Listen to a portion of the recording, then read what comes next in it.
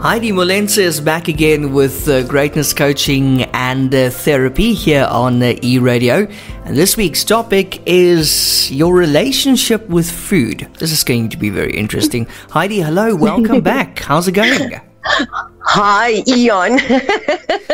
Yes, I'm doing super well. How are you on that side? Great, thank you. I have a good relationship with food. I love food, and it makes me feel good. That is so good to know. That is good. So is your relationship good because it makes you feel good? Yes, I think so, but also I think I have to admit, I think I might be an emotional eater as well.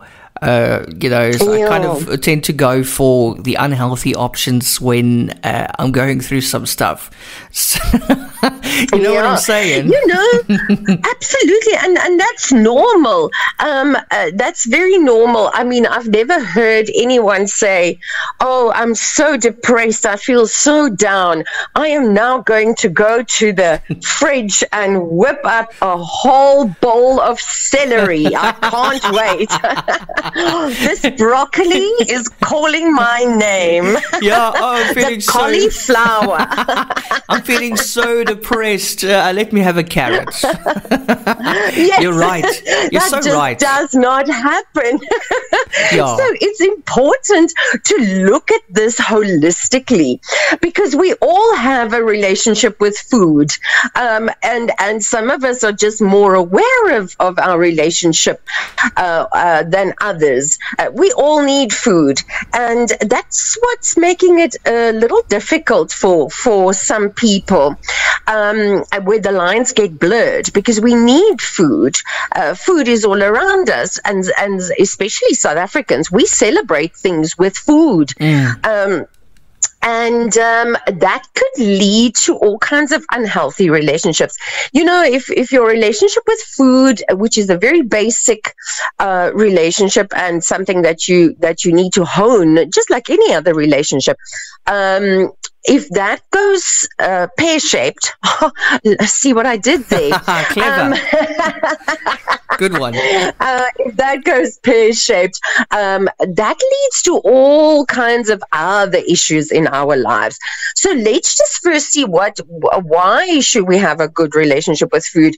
And the first one that comes to mind is really physical health, because a positive relationship with food can lead to overall better health, and including your better weight management and improved digestion and reduced risk of chronic diseases, and those are some of the things that I alluded to earlier when I said other things going pear-shaped. If your digestion is not great, you feel terrible, and if you feel terrible and you have chronic diseases, you can't live your life optimally. You can't thrive if you're feeling horrible. So physical health, most definitely. Mental well-being, developing that healthy relationship can contribute to lower stress levels and improved mood and reduced risk of developing eating disorders. So especially certain kinds of foods can really be a mood killer, but we'll get to that in good time, especially next week when we are talking about weight management and body management. We'll talk a little bit more about the effects of food on one's mood. And then, of course, another great reason to have a great relationship with food is that energy and productivity, because if you're well nourished and properly nourished, you have lots of energy and you do so much better in terms of concentration and your productivity overall. And then that last reason, then the body image, having a positive attitude towards food can help improve your body image, and that leads to better self-esteem. And when you have a good self-esteem, a healthy self-esteem, that leads to better behaviors, healthier behaviors. So what is a good relationship with food? It's not when you feel good, then when you eat, then you have a good relationship. I think it's part of it. But characteristics of a good relationship with food is mindful eating. That's being present and fully engaged in the act of eating, and when you are savoring those flavors and textures and aromas. And that would entail not sitting in front of your computer or driving in the car, just gobbling away, or watching TV even, munching your food. For me, mindful eating is literally switching everything off and engaging with this food. You'll be surprised how quickly you feel full then, and that you don't, when you mindful eating, you don't just bite off big chunks and swallow it. You actually chew and feel all those and taste all those flavors and textures and aromas, which makes you feel fuller, quicker. So overeating doesn't happen as often when you do mindful eating. And then another characteristic, Eon, is intuitive eating. And I know some people now having goose flesh all over their body when I say intuitive eating, because we don't trust ourselves to eat intuitively.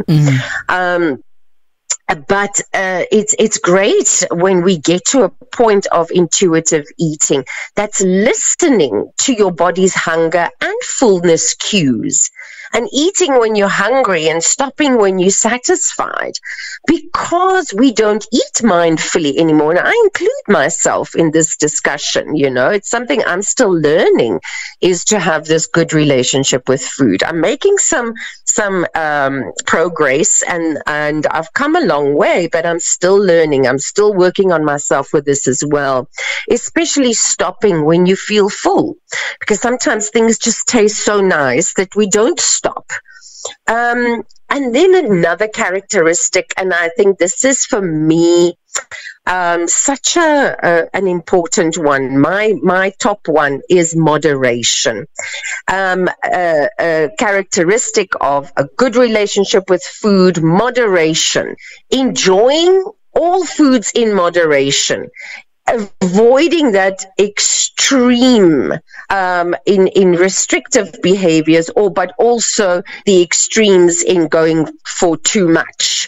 Moderation. And then another characteristic of a good relationship with food is when you are able to eat without guilt or shame. Letting go of feelings of guilt or shame associated with your eating choices, and focusing on nourishing your body. That's a very big, important word that I want us to remember. Focus on the nourishment. What does my body need? If you sit still for a moment and you think, what is it that my body is needing here? And I can guarantee you, your body will never answer you saying, I need sugar, I need processed foods. That's never the answer. That's not a treat for your body. That is a punishment for your body, is to give your body sugars, processed things, processed meats, any of it, and salt as well. So if you really, really wait for that answer, and always, and this comes back to the mindful eating, when you are eating, think of this as fuel for your body. We don't fill up our cars to the point where the petrol starts coming out of the tank again. We don't overfill our tanks. Why are we doing that with our bodies? Exactly. Yeah. So just this whole idea of this relationship with food, being for a good relationship, being for the physical health, but also the mental well-being component of it. And then seeing this nourishment, seeing this fuel thing, seeing the bigger picture, how you then fill up your tank, so to speak, for the energy and productivity, mentally and physically, that you need, that you deserve. And that all in all makes you a better person, a better contributor to your family, to your community, and then ultimately to the world. Because, for me, it is like we are all small gears in one big wheel. And if one gear is not doing what it's supposed to be doing, the whole wheel cannot turn and function properly. So we all have that responsibility to look after ourselves in this way. So that we can be the best we can for ourselves, but also for other people. Exactly. Heidi, that was so interesting. Thank you as always. How do we get in touch with you? Do you also help people with their relationship with food? How can you help us? Oh, I have a beautiful program, beautiful Best Body program. I do help people. I do some life coaching and neuro-linguistic programming. Don't be afraid. I will not take over your brain. You are in control. Just guiding you. Please pop me a Facebook message on Heidi M Wellness or Heidi Mollentze. You'll find me there. Or you can send me a WhatsApp, 079-815-6305. And then next week, we'll be talking about weight and body management. Heidi, looking forward to that. Thank you as always. Thank you so much. Bye-bye.